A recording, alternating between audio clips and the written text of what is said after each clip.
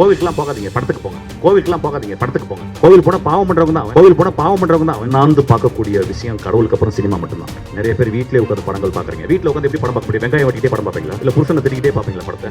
இல்லை பொண்டாட்டி திட்டிக்கிட்டே பார்ப்பீங்களா? சினிமா நீங்கள் போடும் தானம் நான் வச்சு ஷாருக் கான் வச்சு படம் பண்ணுறீங்களா? விஜய் சேதுபதி வச்சு படம் பண்ணுறீங்களா? நான் விஜய் சேதுபதி வச்சு நான் படம் பண்ணுறேன். எக்ஸ்ட்ராடனரி ஆக்டர் வந்து சூர்யா. இந்த வாரிவாசல் அவ்வளோ பெரிய ஹிட் ஆகும். நண்பர்களே, இந்தியாவில் படைக்க போகிற இன்னொரு மிகச்சிறந்த படைப்பாக நான் அதை பார்ப்பேன். விஜய் சேதுபதி பற்றி பேசுகிறேன். ஆக்சுவலி ஷாருக் கான் வச்சு படம் பண்ணுறீங்களா? விஜய் சேதுபதி வச்சு படம் பண்ணுறீங்களா? நான் விஜய் சேதுபதி வச்சு தான் படம் பண்ணுவேன். அந்தளவு ஒரு மகா கலைஞன், ஒரு எக்ஸ்ட்ராடனரி கலைஞன், எனக்கு கிடைச்ச ஒரு குழந்தை, ஒரு நண்பன். இந்த படத்துக்கு வந்து அவ்வளோ பியூட்டிஃபுல்லாக ஒர்க் பண்ணியிருக்கான். என் படத்தை வந்து அப்படியே தோலில் தூக்கிட்டு போயிருக்கான் ஆக்சுவலாக. அப்புறம் என்னுடைய ப்ரொடியூசர் தானு சார் டெய்லி காலையில் என்னை வீட்டில் வந்து பார்க்குறாரு. நான் எந்திரிச்ச உடனே வந்து பார்க்குறாரு. பார்த்து என்னப்பா பண்ணுறேன், உனக்கு எதாவது வேணுமா, உனக்கு எதாவது பண்ணி கொடுக்கணுமான்றேன். நான் முதல் தடவையாக ஒரு ப்ரொடியூசர் காலை தொட்டு தொட்டு டெய்லி கும்பிட்றேன். அது தானுடைய காலாக தான் இருக்கும். அந்த படம் ஒரு நல்லா வருது. எல்லாத்துக்கும் காரணம் இந்த சாமின்னு சொல்கிற இந்த சினிமா தான். ஆக்சுவலாக எங்களுக்கெல்லாம் சாமி தான் அந்த சினிமா. ஒரு சினிமாக்காரவங்க வீட்டில் இருந்தால் ஒரு சிவனையும் பார்வதியும் கூட்டி வச்சுருக்க மாதிரியா, ஒரு சாமியை வச்சுருக்க மாதிரி. ஏன்னா எல்லாருமே நம்ம வாழ்கிறதுக்காக தான் வந்து இருப்போம். ஆனால் சினிமாக்காரன் மட்டும் அடுத்தவங்க சிரிக்கணும், அடுத்தவங்க சந்தோஷப்படணும், தன்னை ஒரு மெழுகுவர்த்தி மாதிரி எரிச்சுப்பான். ஆக்சுவலாக நிறைய பேர் தியேட்டருக்கு போகிறதே கிடையாது. அது என்ன ப்ராப்ளம் ஆச்சுன்னு தெரியல. என்ன ப்ராப்ளம் ஆச்சு? வீட்டில் என்ன ரொம்ப நேரம் புருஷனோட உட்கார போகிறீங்களா? இல்லை ரொம்ப நேரம் பொண்டாட்டியே பார்த்துக்கிட்டு இருக்க போகிறீங்களா? ரொம்ப போர் அடிக்கலையா உங்களுக்கு? வாங்க, அவ்வளோ பெரிய ஸ்பேஸ் இருக்குது பாருங்கள். எவ்வளோ பெரிய ஸ்பேஸு.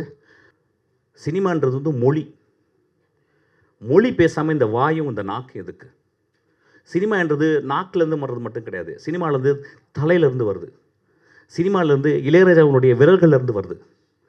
சினிமா வந்து பிசி ஸ்ரீராமனுடைய கருப்பு கண்ணாடியிலேருந்து வருது. எல்லாருமே மிகச்சிறந்த டேரக்டர்ஸ். வெற்றிமாறன் வந்து நான் 3 நாளுக்கு முந்தைய பேசினேன். இது ஒரு முக்கியமான இதுவாக நான் பதிவு பண்ணணும்னு வச்சுருக்கேன்.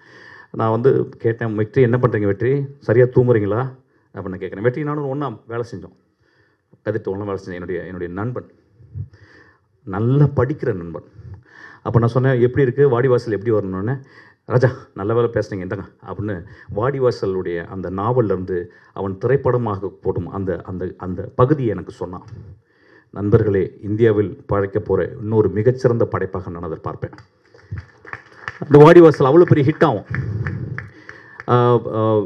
எக்ஸ்ட்ராடனரி ஆக்டர் வந்து சூர்யா. ஆனால் வாடிவாசலுக்கு அப்புறம் is going to become a legend. Actually அந்த மாதிரி ஒரு பியூட்டிஃபுல்லான ஒரு கதையை வெற்றிமாறன் சொன்னான். நான் ஏன் அவங்கள்ட்ட பகிர்ந்துக்கிறேன் அப்படின்னா, சினிமா அவ்வளோ அலாதியானது.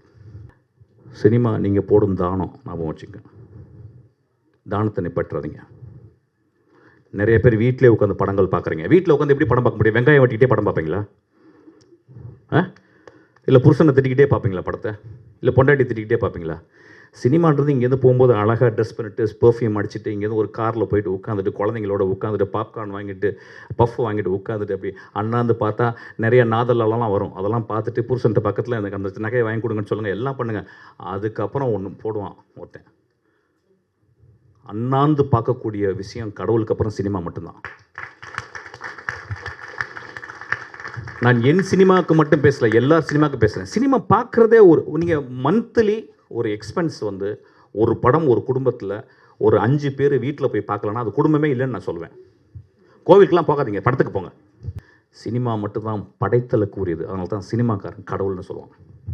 ஸோ சினிமாவை பார்ப்பவர்களும் ஒரு பெரிய கடமை இருக்குது. ஸோ சினிமாவில் நீங்கள் பார்க்க வரீங்க, நான் சொல்லுவேன் ஆக்சுவலாக சிவன்னா யாருக்கு தெரியும்? நம்மளுக்கு சிவன்னா நம்ம சிவாஜி மட்டும்தான் சிவன்னு தெரியும். திருவிளையாடலில் நம்ம சிவனை எப்போ பார்ப்போமான்னு எனக்கு தெரியல ஆக்சுவலாக. ஆனால் நம்ம சிவாஜியை நம்ம திருவிளையாடலில் பார்த்துருக்கோம். அம்மா அப்படின்னா அந்த காலத்தில் கண்ணாம்பான்னு ஒருத்தங்க இருந்தாங்க. அவங்கள தவிர அம்மாவை நான் பார்த்ததே கிடையாது. அதுக்கப்புறம் சவுக்கர் அவங்க நிறைய பேர் அதுக்கப்புறம். ஸோ சினிமா பார்த்தல் அப்படின்றது வந்து அதை சொல்லுவாங்க, ஒரு என்டர்டெயினுக்காக போகிறோம். இல்லை, it not only entertains, it elevates you. ஒரு நல்ல திரைப்படத்தை பார்க்கும் பொழுது நானும் அந்த இயக்குனரும் நானும் அந்த மகா கலைஞர்களும் கைகோர்த்து நடக்கிறோம்.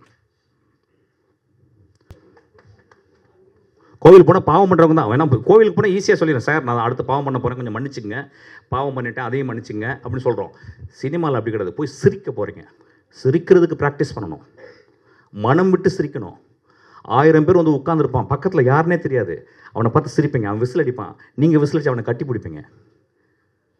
சினிமா ஒரு பெரிய கம்யூனல் பார்ட்டிசிபேஷன். அப்போ 1000 பேர் அண்ணாந்து பார்க்கறதுக்கு அந்த படத்தில் வந்து இதுவரை நான் பார்க்காத காட்சி, இதுவரை நான் கேட்காத கதை, இதுவரை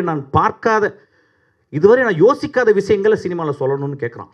அதனால தான் 150 ரூபா கொடுக்குறாங்க.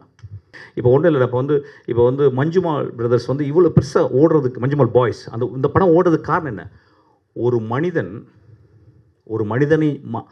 மனிதனுக்கு ஆபத்து, அந்த மனிதனை சுற்றி இருக்க நண்பர்கள், அந்த மனிதர்களை விட்டு கொடுக்கல, அந்த குழந்தைகள், அந்த நட்பு. அதிகமாக கான்ஃப்ளிக்ட் இருக்கிற இடத்துல தான் சினிமான்ற ஃபார்ம் உருவாகுது. அதனால தான் Manjummel boys one of the biggest hit actually.